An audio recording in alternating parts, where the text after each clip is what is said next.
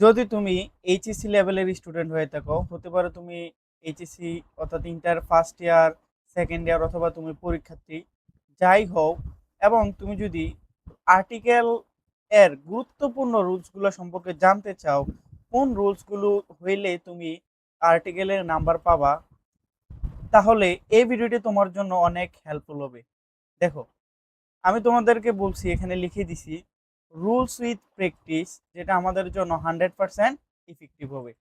তো আর্টিকেলের পরিপূর্ণ একটা ধারণা প্লাস যে ইম্পর্ট্যান্ট টপ যে রুলসগুলো আমরা জানলে আর্টিকেলের অংশটা সলভ করতে পারবো, আজকের এই ক্লাসের মাধ্যমে আমরা এটা প্রমাণ পাবো। তো দেখো, তোমাদের জন্য সিলেট বোর্ড 2019 সালের একটা কোশ্চেন আমি নিছি। এখানে দেখো ইংলিশটা দেওয়া আছে, যে কোশ্চেনটা দেওয়া আছে তার ঠিক পরে এখানে বাংলাটা দেওয়া আছে। তো তোমরা চাইলে বাংলাটা এখান থেকে দেখে নিতে পারো।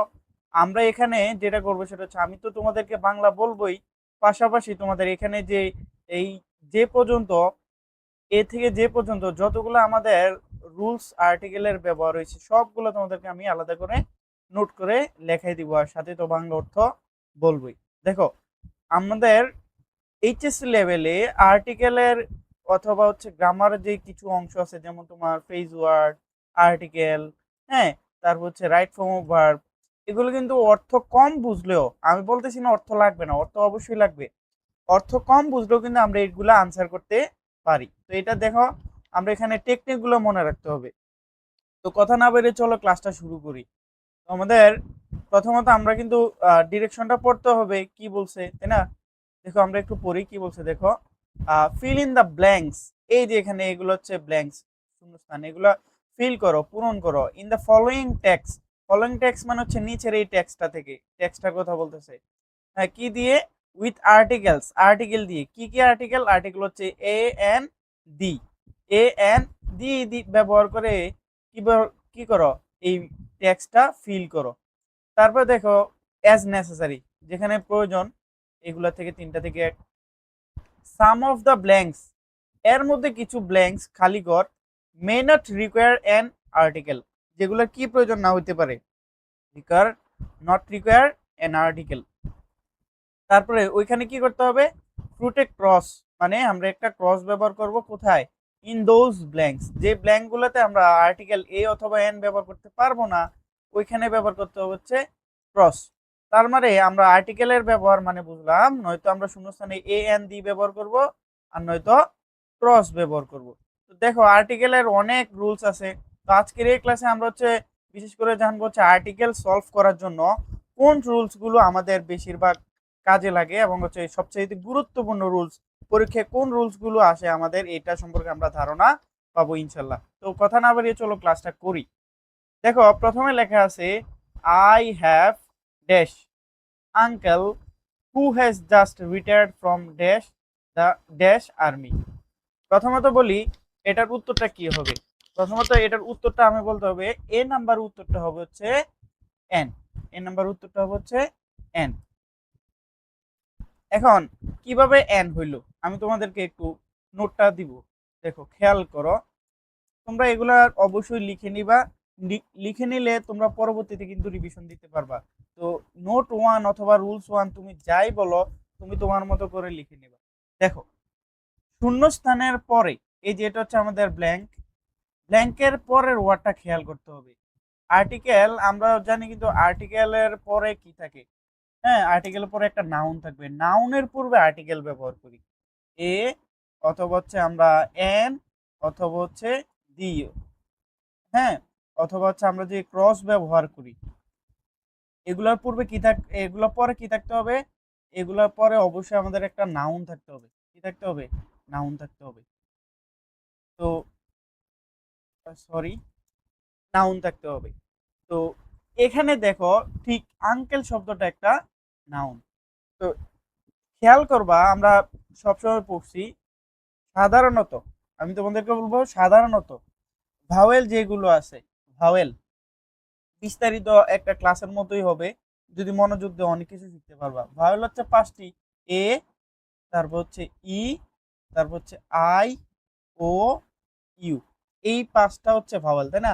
সাধারণত বলছি এখানে কি, সাধারণত সাধারণত ভাওয়েলের পূর্বে ভাওয়েলের পূর্বে ভাওয়েলের পূর্বে মানে কি ভাওয়েলের আগে ভাওয়েলের আগে ভাওয়েলের আগে কি বসে অনির্দিষ্ট অর্থ প্রকাশ করতে কি অর্থ প্রকাশ করতে অনির্দিষ্ট অর্থ প্রকাশ করতে যেমন ধরো একটি আবার প্রকাশ করবে একটি অথবা অনির্দিষ্ট মানে একটি বলতে কোন একটি এটা কিন্তু আমরা জানবো না অনির্দিষ্ট অর্থ প্রকাশ করলে শূন্যস্থানের পরে যদি ভাওয়েল দেয়া থাকে কি দেয়া থাকে ভাওয়েল অর্থাৎ শব্দটা যদি শুরু হয় এ ই আই ও ইউ দিয়ে তাইলে আমরা অনির্দিষ্ট অর্থে সামনে ব্যবহার করবো হচ্ছে এন সামনে কি ব্যবহার করব এন তাইলে এটা কিন্তু আমাদের রুলস 1 আবার আমাদেরকে বলছে সাধারণত কনসোনেন্ট কনসোনেন্ট এখন শব্দটা যদি কনসোনেন্ট দিয়ে শুরু হয় তো কনসোনেন্ট কি কনসোনেন্ট মানে হচ্ছে এ ই আই ও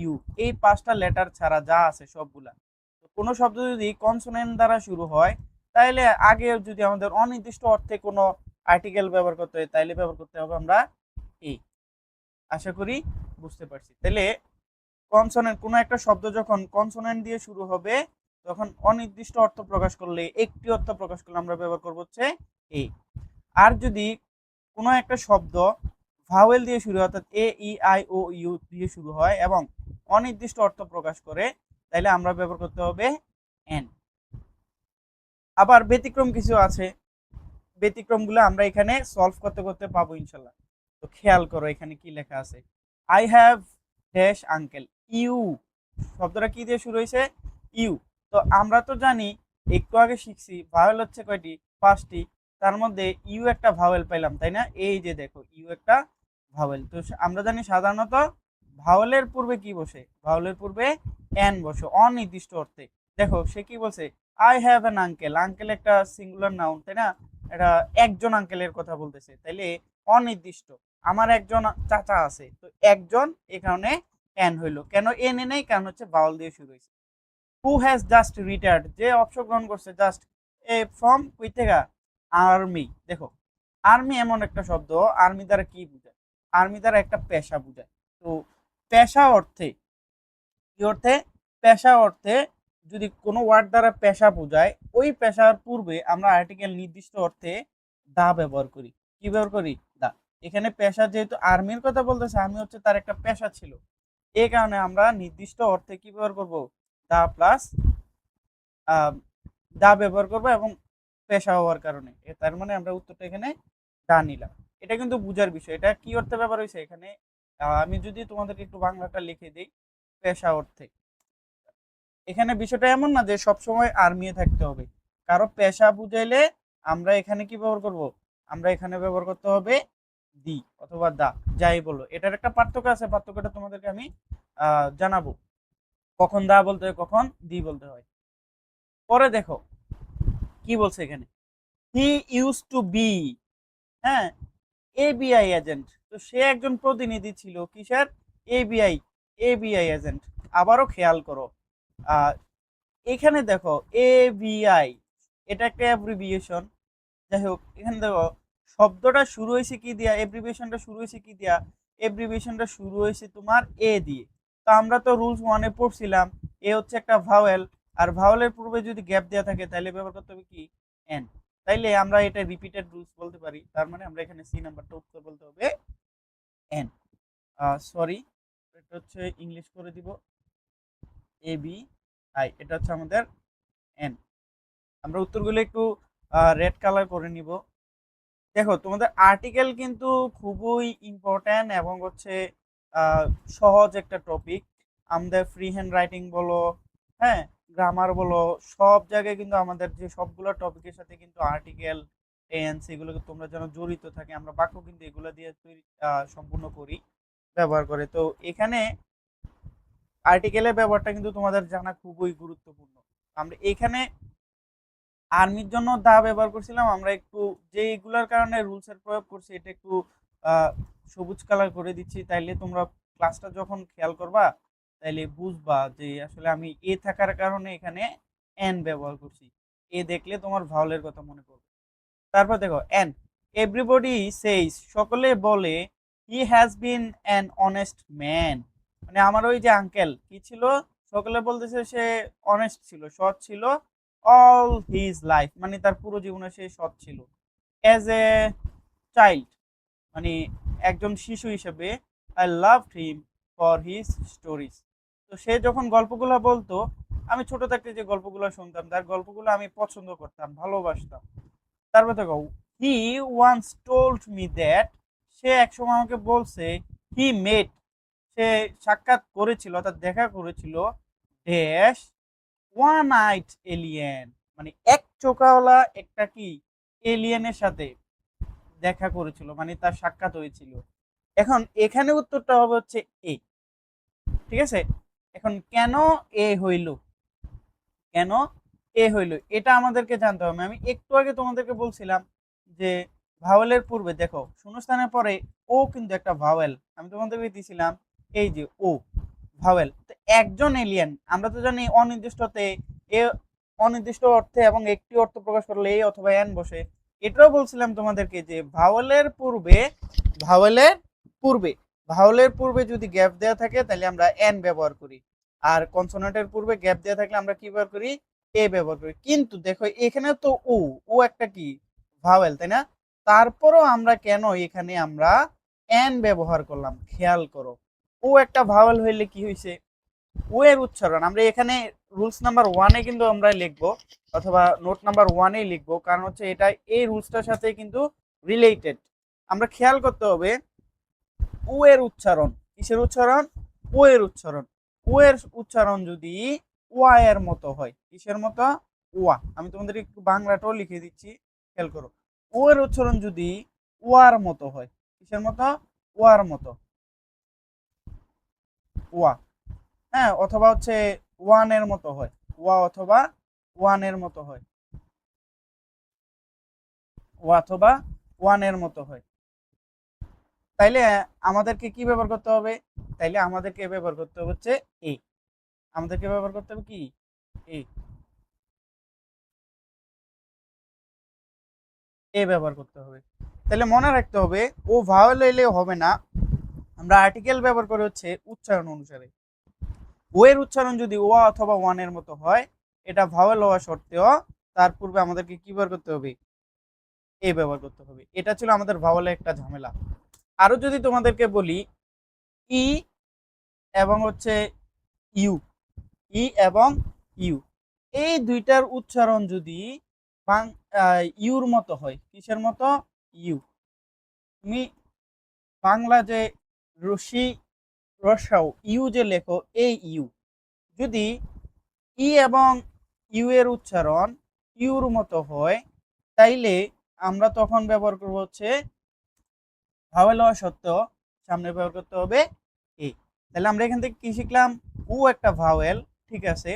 তো ভাওয়েলের উচ্চারণটা, উ এর উচ্চারণ যদি ওয়া অথবা ওয়ানের মতো হয়, ভাওয়েল হওয়া সত্ত্বেও এখানে এ ব্যবহার করতে হবে। ই এবং ইউ দুইটাই ভাওয়েল, আমরা জানি ভাওয়েলের পূর্বে এন বসে, কিন্তু ই এবং ইউ এর উচ্চারণ যদি বাংলা ইউ এর মতো হয়, ইউ রশি রসাও ইউ এর মতো হয়, তখন কিন্তু আমাদেরকে কি ব্যবহার করতে হবে, এ ব্যবহার করতে হবে।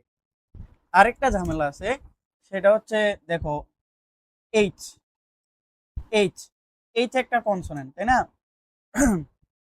এইচ এর উচ্চারণ যদি কখনো হয়ের মতো হয়, কিসের মতো, এইচ এর উচ্চারণ যদি হয়ের মতো হয়, তাইলে আমাদেরকে একটা রুলস ব্যবহার করতে হবে, ঠিক আছে। তো এইচ এর উচ্চারণ হয়ের মতো হইলে আমাদেরকে যেটা ব্যবহার করতে হবে সেটা হচ্ছে এন। এইচ এর উচ্চারণ হয়ের মতো হইলে এ, এইচ এর উচ্চারণ হয়ের মতো হইলে এ, কিন্তু এইচ এর উচ্চারণ যদি, এইচ এর উচ্চারণ যদি অ এর মতো হয়, কিসের মতো, অ এর মতো হয়, অ, অ এর মতো হয়, এইচ এর উচ্চারণ যদি অ এর মতো হয়, তাইলে আমাদেরকে ব্যবহার করতে হবে হচ্ছে এন। কি ব্যবহার করতে হবে, এন। খেয়াল করো, তোমাদেরকে তোমাদের যা বলতেছি একটু মনোযোগ দিয়ে বোঝার চেষ্টা করো। আমরা প্রথমে পড়ছি যে সাধারণত ভাওয়েলের পূর্বে অনির্দিষ্ট অর্থে একটি অর্থ প্রকাশ করতে এন বসে। তারপরে পড়লাম হচ্ছে কনসোনেন্টের পূর্বে সাধারণত কি বসে, এ বসে। তার তো দুইটা নিয়ম শিখছি আমরা, তাই না? তারপরে দেখো ওয়া অথবা ওয়ান, যখন ও এর উচ্চারণ ওয়া অথবা ওয়ানের মতো হবে তাইলে ব্যবহার করতে হবে এ। আর ই এবং ইউ দুইটাই ভাওয়েল, কিন্তু এই দুইটার উচ্চারণ যদি ইউর মতো হয় তখন কিন্তু আমরা আর এন ব্যবহার করতে পারবো না, ব্যবহার করতে হবে এ। তারপরে দেখো এইচ, এইচ হচ্ছে একটা কনসোনেন্ট, কিন্তু এইচ এর উচ্চারণ যদি হয় এর মতো হয় তাহলে আমাদেরকে ব্যবহার করতে হবে কি এ। কিন্তু এইচ এর উচ্চারণ যখন অ এর মতো হবে অ এর মতো হইলে ব্যবহার করতে হবে এন। ঠিক আছে, তো একটু আগে আমরা এখানে দেখছিলাম, খেয়াল করছিলাম একটা অ্যাব্রিভিয়েশন।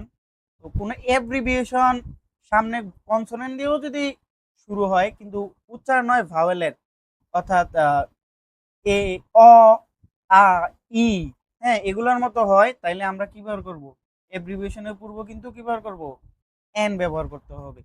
একটা এক্সাম্পল যদি দিই তোমাদেরকে বলবো, ড্যাশ, ধরো তোমাদেরকে বলা হচ্ছে dash M A, dash M A.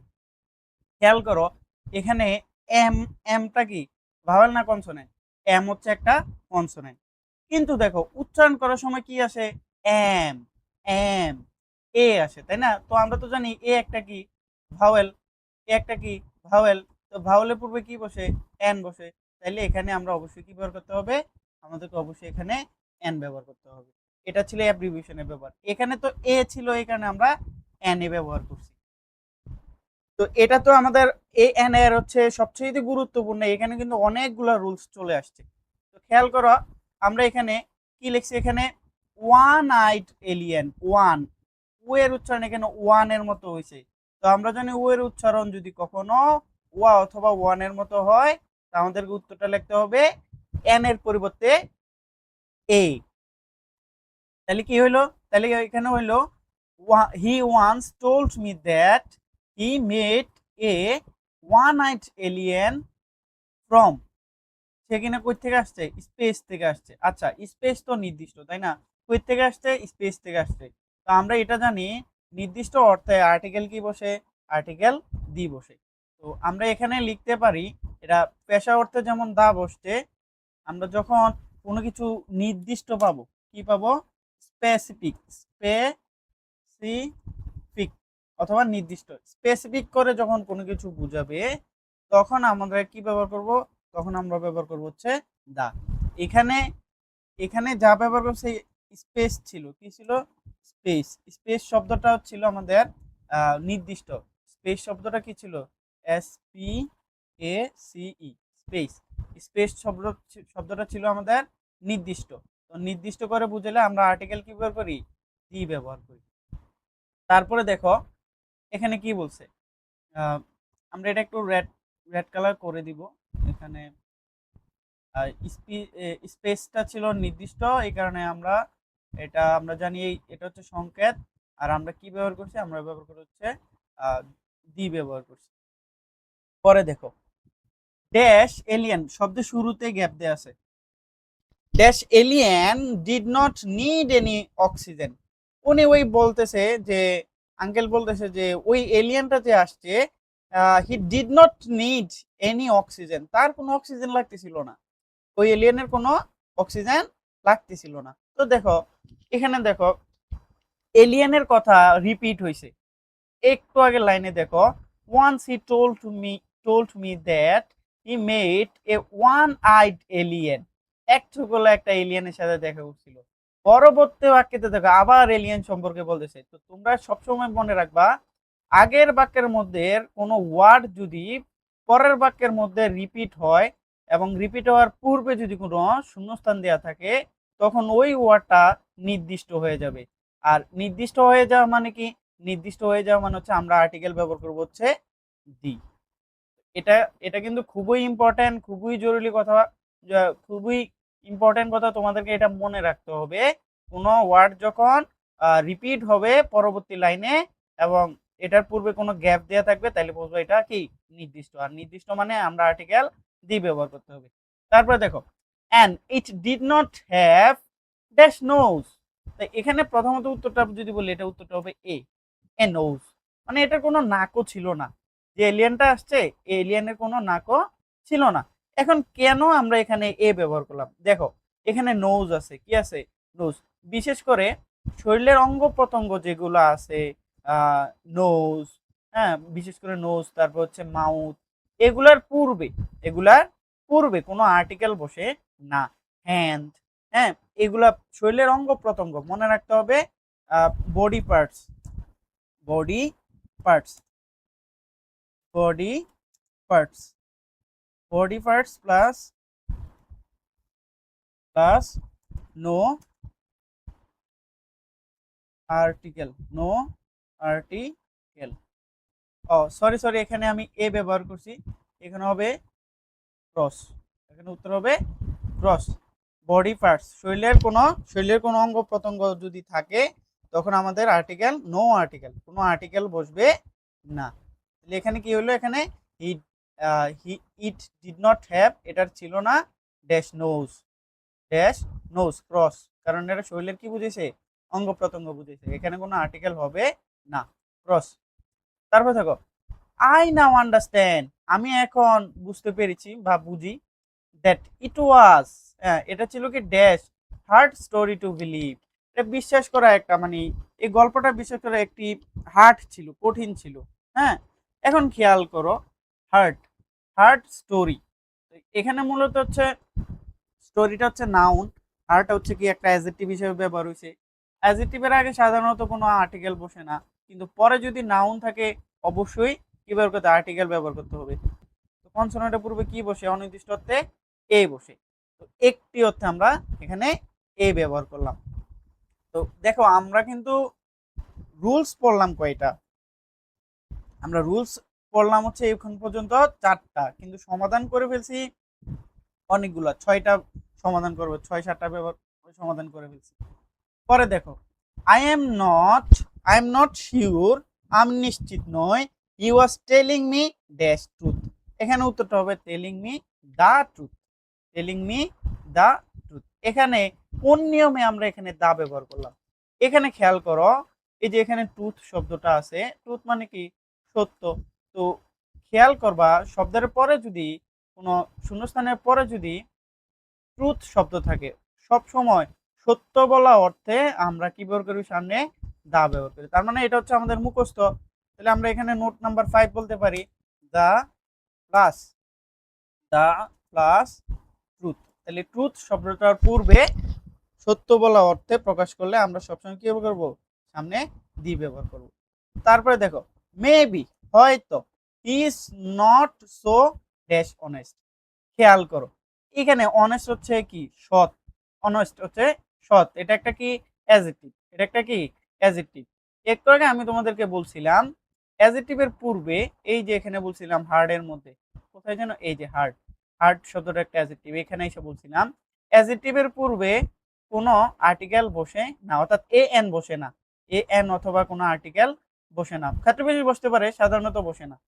তো এখন খেয়াল করো, এই যে এখানে দেখো, হার্ড, হার্ড একটা অ্যাডজেক্টিভ ছিল, স্টোরি একটা নাউন ছিল, তাই না?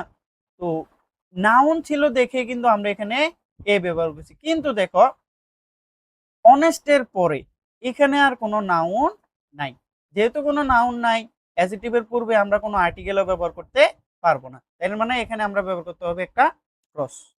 তো আশা করি তোমরা বুঝতে পারছো। এটা আমরা একটা নোট দিয়ে দিব, তাইলে আমাদের এটা দীর্ঘদিন মনে থাকবে। নোটটা কি? নোটটা খুবই সহজ, সেটা হচ্ছে যখন আমরা শুধু আর্টিকেল পাবো, কি পাবো? শুধু, সরি, শুধু অ্যাডজেক্টিভ, আমরা লিখবো এখানে only adjective, only adjective, only adjective. পরে যদি কোনো নাউন না থাকে, এই অনলি অ্যাডজেক্টিভের পূর্বে কি বসে? অনলি অ্যাডজেক্টিভের পূর্বে একটা ক্রস ব্যবহার করতে হবে। কি ব্যবহার করতে হবে? ক্রস, অর্থাৎ এখানে কোনো আর্টিকেল হবে না। তাহলে খেয়াল করো, আমরা কিন্তু নোট করছি হচ্ছে রুলস 6টা, এর মধ্যে আমরা রিপিট, এখান থেকে 1 নাম্বার রুলস অনেকগুলাই রিপিট হয়েছে। তো খেয়াল করো, তোমরা যদি এই 6টা রুলস পাশাপাশি আরো কয়েকটা রুলস আমাদের জানতে হবে, তাইলে কিন্তু আমরা রাইট, এই যে আর্টিকেলের যে সমাধান, এটা আমাদের জন্য সহজ হয়ে যাবে। তো আশা করি তোমরা খুব সহজে আর্টিকেলের যেই আজকে তোমাদের ক্লাসটা নিলাম, এই ক্লাসটার সহজে বুঝতে পারছো। আর আশা করি তোমরা প্রমাণ পাইছো কোনো গ্রামার যখন আমরা রুলস শেখার জন্য প্র্যাকটিস দিয়ে শিখবো তাহলে এটা আমাদের জন্য কতটা ইফেক্টিভ হয়। তো যাদের কাছে ক্লাসটা ভালো লেগেছে অবশ্যই আমার চ্যানেল অথবা ফেসবুক পেজ এর সাথে কানেক্টেড থাকবা আর ভিডিওটি শেয়ার করতে ভুলবে না। দেখা হচ্ছে তোমাদের সাথে এইচএসসি লেভেলের আরেকটি নতুন টপিকে। সুস্থ থাকা, ভালো থাকো। আসসালামু আলাইকুম। আর এগুলো অবশ্যই নোট করে নিবা।